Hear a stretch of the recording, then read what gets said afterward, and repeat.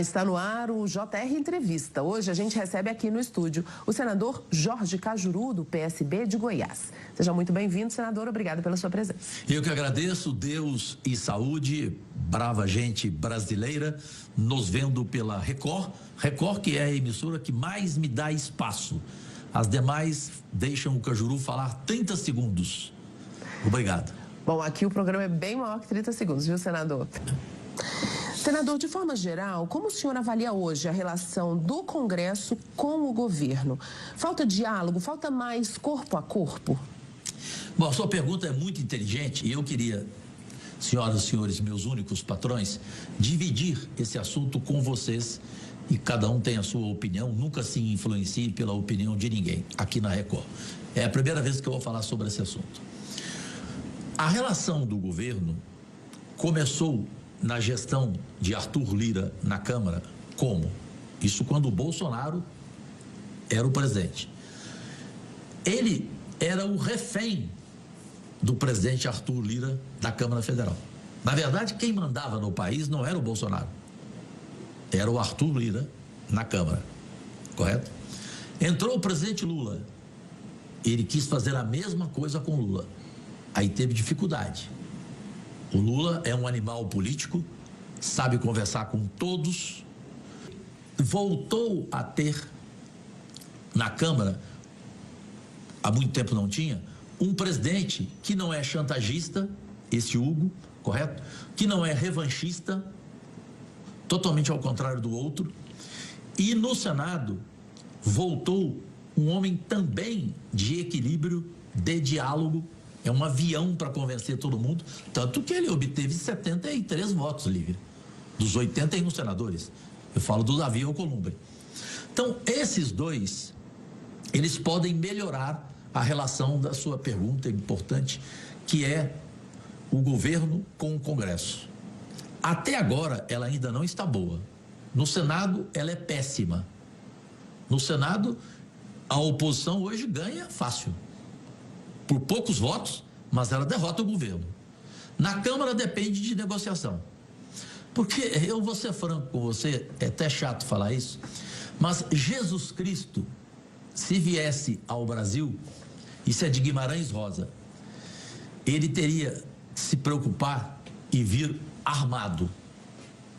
Por quê? Porque na Câmara Federal, no Congresso Nacional, tudo é negociado. Eu nunca generalizo, até porque, graças a Deus, eu nunca negociei nada e desafio alguém a provar o contrário.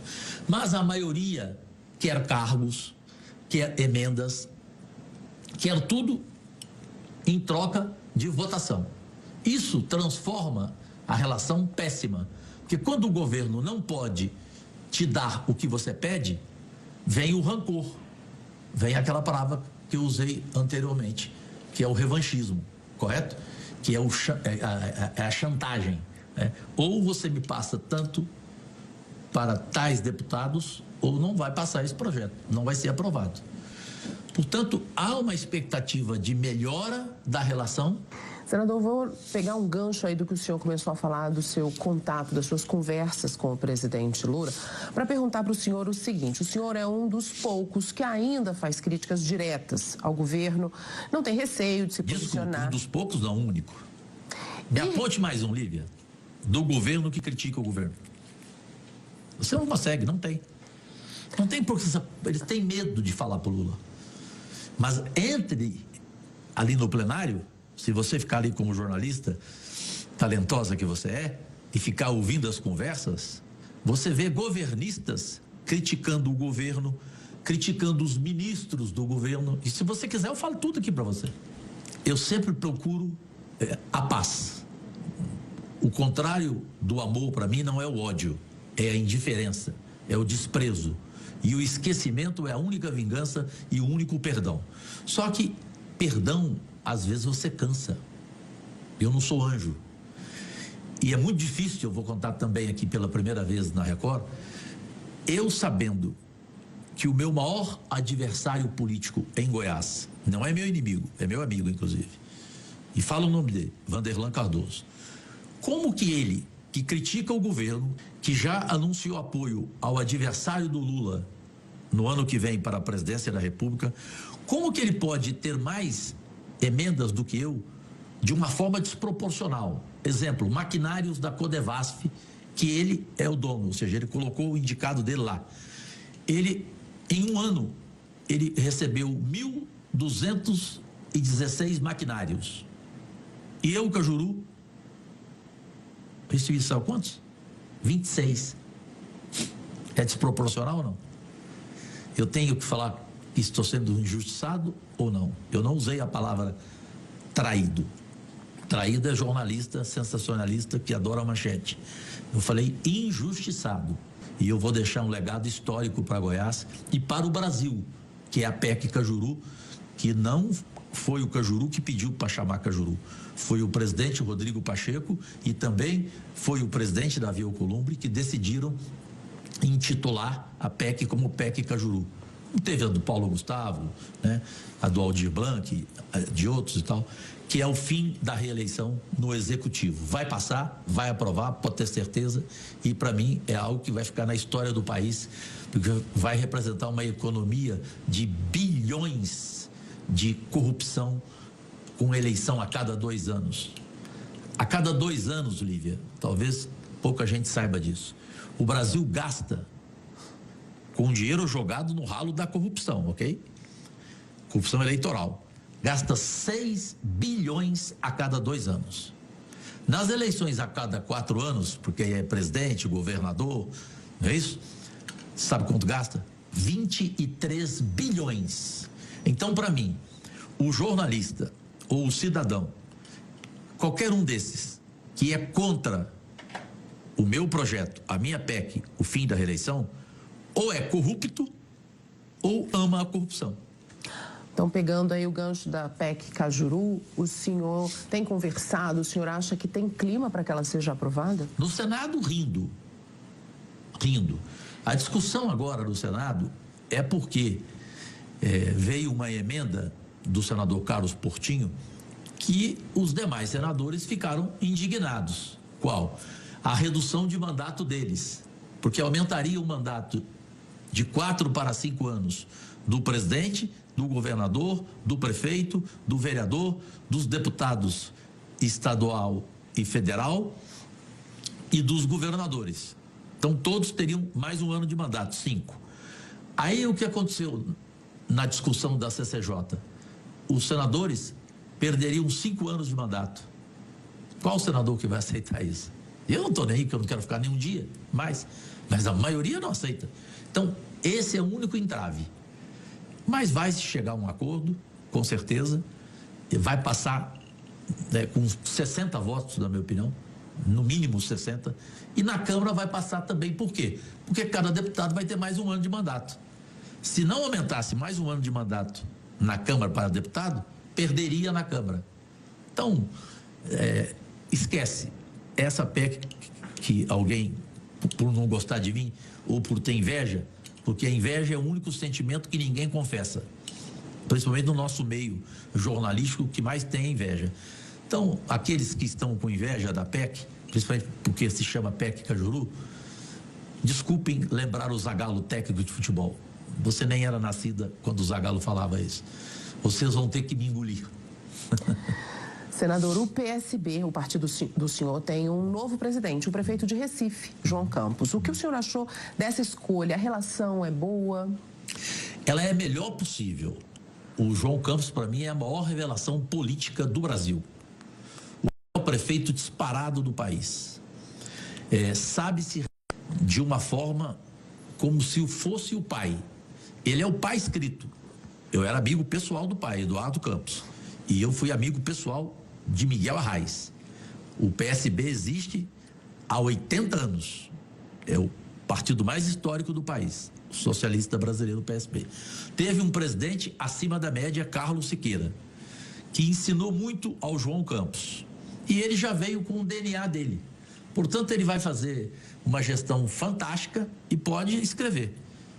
Não sei quando, mas que ele vai ser o que o pai dele seria se não tivesse morrido. Morrido não, assassinado. Porque para mim mataram o Eduardo Campos. Não foi o avião que caiu. Isso é conversa fiada. Isso é igual o ministro Teori. Mataram o ministro Ciori. Não tem negócio de avião. Até porque o avião que eles estavam é o avião dos governadores americanos. Só que lá nos Estados Unidos, esse avião nunca caiu. Por que só aqui no Brasil caiu 2 vezes e caiu exatamente com essas 2 pessoas? Então, pode ter certeza, o Eduardo Campos vai lá do céu comemorar, ver o filho dele, João Campos, chegar à presidência da República. Senador, inclusive no dia em que o João Campos foi oficializado presidente do PSB, o presidente Lula fez um discurso criticando o ofício que o governo dos Estados Unidos enviou ao Ministério da Justiça, questionando a atuação do ministro Alexandre de Moraes no Supremo. O que o senhor acha dessa interferência do governo norte-americano? Lívia, eu vou usar uma palavra forte aqui, com a sua permissão, por gentileza. Não vou ser mal educado, porque não sou. Tudo que vem desse cidadão americano, que recuso falar o nome dele, é asqueroso. Esse é um adjetivo forte. Asqueroso. É de causar nojo. Então, tudo que vem do governo americano hoje, que perdeu uma chance histórica de colocar uma mulher na presidência, a concorrente dele, né? Muito mais preparada, né? Não tem nem como. Hoje os americanos estão arrependidos. Eu conheço americanos, eu morei nos Estados Unidos, eu tenho amigos, amigas. Hoje há um arrependimento. Portanto, o presidente Lula teve todo o direito de reagir e tudo que ele demonstrar de insatisfação, de indignação, de repúdio a esse governo americano, ele, Lula, terá o meu apoio, mesmo que eu não esteja mais na base dele. Porque romper a relação com ele não é ser inimigo dele, é não estar mais politicamente com ele. Mas não vou xingá-lo, não vou ofendê-lo, vou ter o maior respeito por ele, vou torcer por ele, evidente, porque para mim, infelizmente, no Congresso Nacional, existem senadores e deputados que não são contra o Lula, eles são contra o Brasil. Então fica uma oposição medíocre, antipatriota. Então eles querem aquela velha frase ridícula, Lívia, que os seus avós usavam, que é: o quanto pior, melhor. Isso é triste. E você pode assistir ao JR Entrevista na Record News, no portal R7, no Play Plus, no Jornal da Record, no JR 24 horas, à 00:30 e também nas nossas redes sociais. Eu também estou na Record News. A gente já em Goiás e Minas Gerais. A gente vai falar disso já, senador. Voltando a falar um pouco da sua atuação no Congresso, o senhor apresentou um projeto de lei com mudanças no Código Penal em casos de violência doméstica. O que exatamente esse texto propõe, senador? Propõe o fim da hipocrisia. Porque que punição tem quem agride a uma mulher? Que não há nada mais covarde nesse mundo. Eu, graças a Deus, nunca encostei um dedo em mulher, de forma alguma.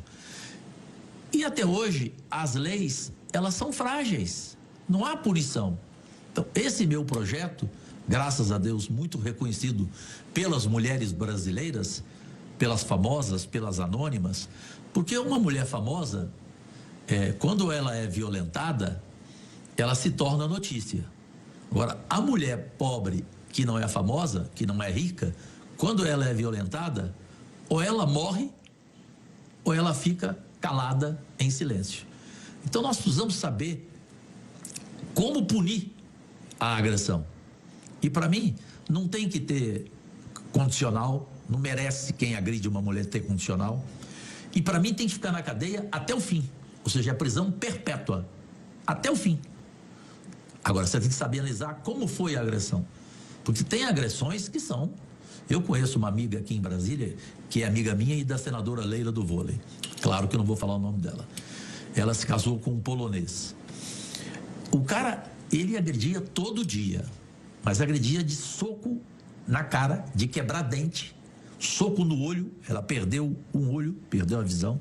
Então, um homem desse, ele merece uma prisão de 2 anos e sai incondicional? Ou ele merece uma prisão pro resto da vida? É isso que propõe esse meu inédito projeto, que tomara Deus seja aprovado e sancionado. Senador, o senhor presidiu a CPI da manipulação dos resultados de jogos. O que o senhor achou do resultado? Bem, O relator Romário dispensa comentários.